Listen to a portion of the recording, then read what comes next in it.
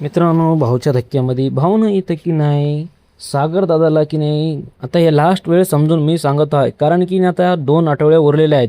सागर जे तुमचा गेम आहे ना, गेम की ना तुमचा जास्त प्रमाणात दिसतच नाही आणि लोकांना तुमचा गेम कळला गेले. तुम्ही गेम कसं खेळाले काय नाही, फक्त तुम्ही जे आहे ना तुम्हाला टास्क करायचं म्हणून कराल्या. तुम्ही बाई कुठं मुद्दा उचलायचा असेल तिथं उचलला गेल्या, तिथं जिथं बोलायचं असेल तुम्ही जिथं जास्त प्रमाणात बोलला गेल्या.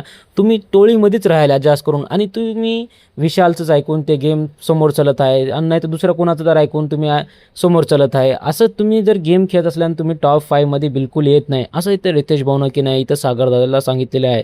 तर मित्रांनो, कुठं ना कुठं की नाही इथं की नाही सागर दादाला हे कळाली की गोष्ट की नाही आता स्वतःवरच म्हणजे एकटेपणा जर खेळले असल्यानंतर टॉप 5मध्ये जातात. हे असं आता सागर दादा रितेश भाऊला सांगत होते. तर मी भाऊ प्रयत्न करशील की नाही, मी जेवढा होशील तेवढा मी एकटा खेळ आणि सोलो खेळून की नाही टॉप 5मध्ये पोहोचीन आणि ट्रॉफी मी घरला नेशीन, असं इथं सागर दादा इथं रितेश भाऊला प्रॉमिस करते.